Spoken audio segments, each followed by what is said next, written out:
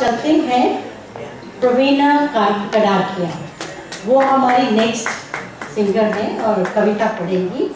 तो इनकी भी इंट्रोडक्शन का वो अपना ही ढंग है, तो आपको इनसे भी मुलाकात करवाते हैं। प्रवीणा कड़ाकिया आप नाम, आप यहाँ पिछले 40 साल से अमेरिका में हैं। इन्होंने अपना परिचय एक कविता की तरह भेजा है, तो प्रवीणा जी से मिलिए। परिचय क्या देना जी, हर साल तो मिलते हैं, प्रभु की दया से 2 बेटे हैं, 2 बहुएं हैं और कुल मिला के 5 पोते पोतियां हैं। अब तो वो भी बड़े बहुत लंबे हो गए हैं, जाने भी तो ये तो घरेलू बात है, मगर आज घर घर की और घर में रहने वालों की बात बतानी है। रामायण के बारे में हम सब जानते हैं। राम जी, सीता माता, उनके पिता माता सुमित्रा, कैकेयी, कौशल्या, तो उनकी कहानी है प्रवीणा कड़ाकिया।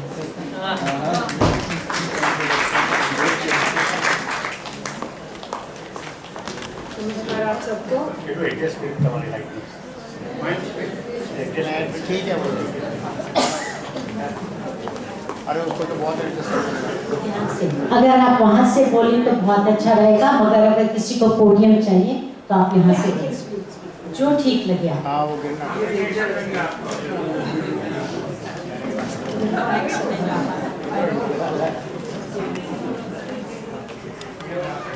नमस्कार आप सबको। हर साल हम लोग यहाँ मिलते हैं। इस बार मैं ऐसी कहानी लाई हूँ, हम सब में से कई लोगों को लागू पड़ती है। मतलब हिंदी में क्या बोलते हैं? हिंदी का तो मैं गुजराती हूँ, आप सब जानते हैं। हिंदी मातृभाषा है, मुझे बचपन से बहुत पसंद थी, अब भी पसंद है। अगर कई शब्द गुजराती के आ जाए तो माफ़ करना, प्रयत्न करूँगी, नहीं आएंगे।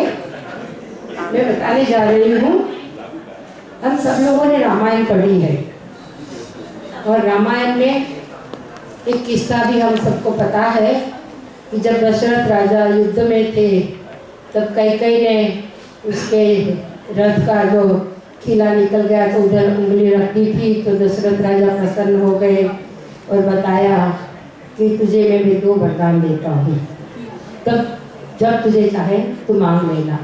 कैकेयी ने बोला ठीक है। जब दशरथ राजा ने बताया कि राम को अयोध्या का राजा बनाना है, तब कैकेयी की दासी मंथरा ने कैकेयी को बहकाया, अरे राम राजा बनेगा तो तेरा बेटा क्या करेगा, उसको पग हवा डालेगा क्या, वो तो राजगद्दी पर नहीं बैठ सकता है।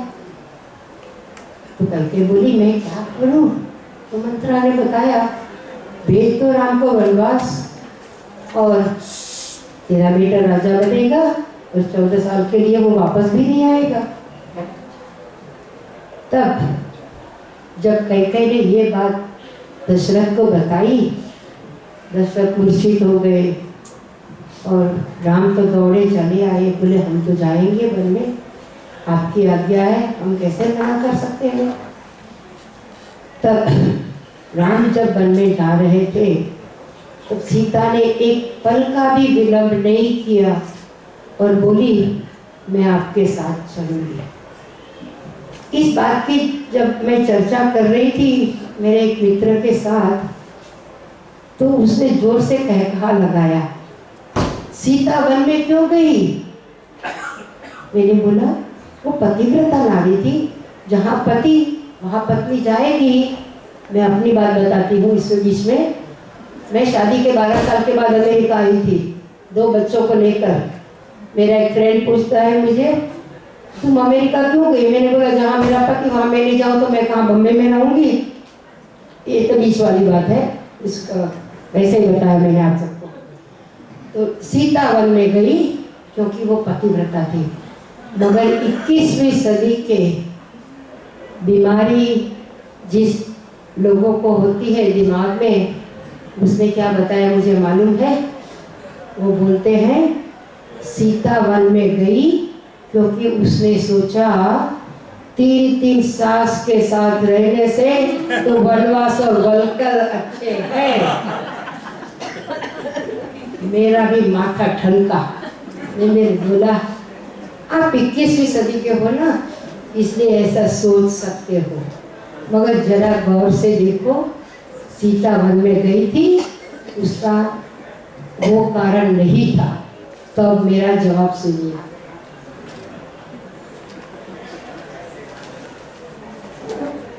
मैंने उसे बताया आप बीमार हो क्या, और फिर धीरे से कहा गाली क्यों देते हो, सास क्या माँ नहीं होती है? जिसने जन्म दिया उसने घर से विदा किया।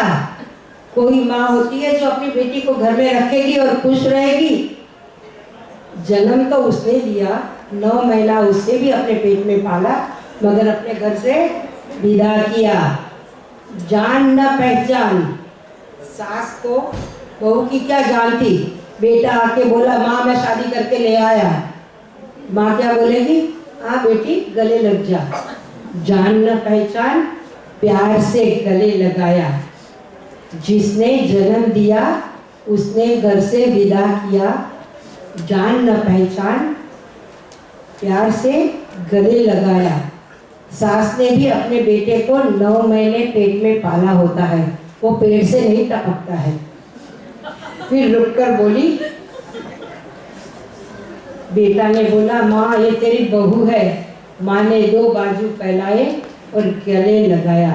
माँ सिर्फ माँ होती है, चाहे बेटे की हो या बेटे की। सिर्फ बहू को इतना ख्याल रहे कि सास अपने प्राणों से प्यारे पति की माँ है।